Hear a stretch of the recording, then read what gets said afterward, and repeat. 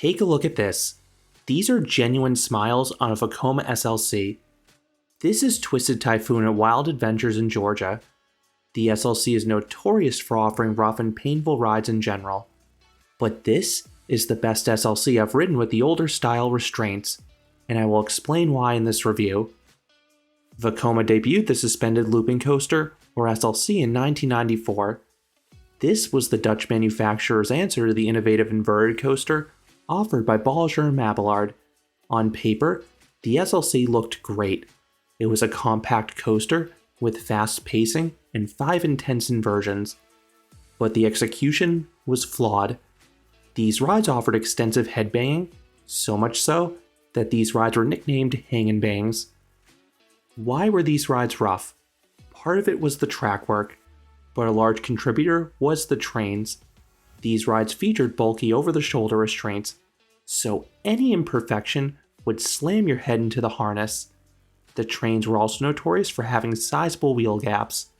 This meant the train would have more movement as it navigated the track, which gave riders a rougher experience. Wild Adventures opened their SLC in 1999.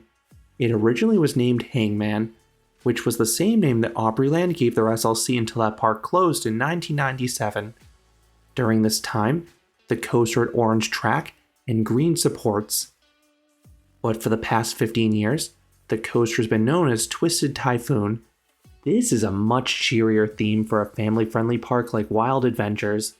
The ride also received a much more vibrant paint scheme. It now features bright green track and sky blue supports. There aren't a ton of good vantage points to view this coaster, because it is on the back edge of the theme park blocked by trees though.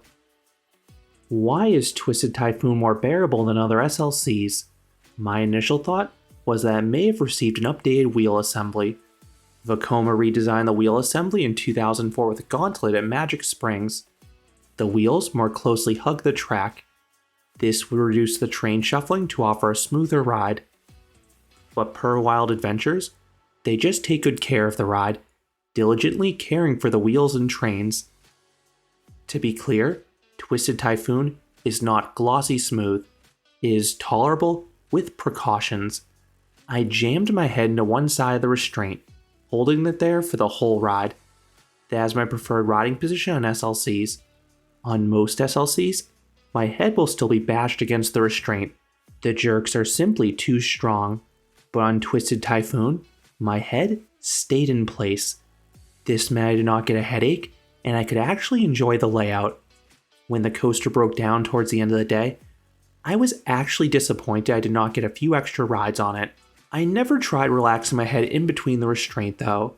Given how large the over-the-shoulder pads are, any little imperfection could smack my head, so I was not willing to chance it. If you use the technique I used, I would recommend removing your glasses and/or earrings. It can be uncomfortable having anything between your ear and the restraint. Twisted Typhoon has 10 rows of 2, so each train holds a max of 20 riders, and the ride has 2 trains, but only one was in use for my visit, and that was fine. I visited Wild Adventures on a quiet weekday. As a result, Twisted Typhoon was a walk-on all day long. In fact, I was able to stay on the train for multiple rides consecutively. I wouldn't think to do that with 90% of SLCs. Heck, I won't even ride a decent chunk of them at all. So that is another testament to how much better this one rides. At the end of the queue, you are free to wait for any seat that you'd like. I think the forces are pretty similar across the train, but I have a slight preference for the front row for the view. I particularly love seeing all the near misses as you navigate the layout. As I've alluded to, this coaster is bulky over the shoulder restraints. The padding by the ears is soft foam at least, but again, it is bulky. I still prefer the vest restraints because they're more freeing and they eliminate any chances of headbanging. Once secure, you roll forwards and ascend the 109-foot or 33-meter tall chain lift. I love how there's no catwalk beneath you, so you can fully appreciate the height, and you get a great view overlooking the Splash Island water park at the top. This coaster begins with a curved drop to the right. This builds up nice speed. Next is the rollover. This is where SLCs usually begin to bash your brain into oblivion. but I immediately realized something was different with Twisted Typhoon. My head was not being ragdolled about. I really like the snap into this in the front. Both flips are disorienting. Then everyone experiences strong G's entering and exiting the element. This is followed by a banked camelback. This offers a reprieve from the inversions, and I love the sense of speed in the valley that follows. You then charge into a sidewinder. This is solid G's in the ascent. The train sort of slows down at the top though, so the exit of the flip is not nearly as extreme. The train then glides around a 270-degree helix. This leads to one of my favorite near misses anywhere. The entry to the double inline twist narrowly avoids the prior sidewinder. It is crazy how the track spines are on top of each other. Your legs only avoid smacking the track because of the tight rotation. Those inline twists are rapid and dizzying. They are much more enjoyable here than in other SLCs because you're not hitting your head once again. Now, as with most SLCs, the finale is not great. You have a mild turn and some humps on the way of the brake run. It is a shockingly tame sequence after everything that preceded it. You then hit the brakes. A lot of SLCs violently slam the train to a stop, so much so that you visibly see everyone's heads jerked about. Twisted Typhoon's brakes are thankfully more gradual. It helps that the first set does not bring the train to a full stop. You then round a corner and return to the station, ending the 2,261 foot or 689 meter long experience. I already touched on the smoothness, but what about the pacing?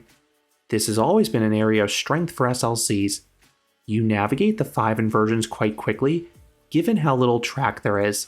You just have the occasional breather on a few of the elements. What would I rate Twisted Typhoon? I would give this coaster a 5 out of 10. This is a decent ride, if you ride defensively. If you press your head against the restraint like I did, you'll have a tolerable experience. That means you should be able to appreciate the power and snappiness of the inversions. The layouts in SLCs have never been a problem, it has always been how they ride. Twisted Typhoon fixes that issue for the most part. I would still take the SLCs that run vest restraints over Twisted Typhoon in general, because those ones completely eliminate headbanging. But Twisted Typhoon is easily the best of the bunch of experience with the older style over the shoulder harnesses. This ended up being my favorite coaster at Wild Adventures.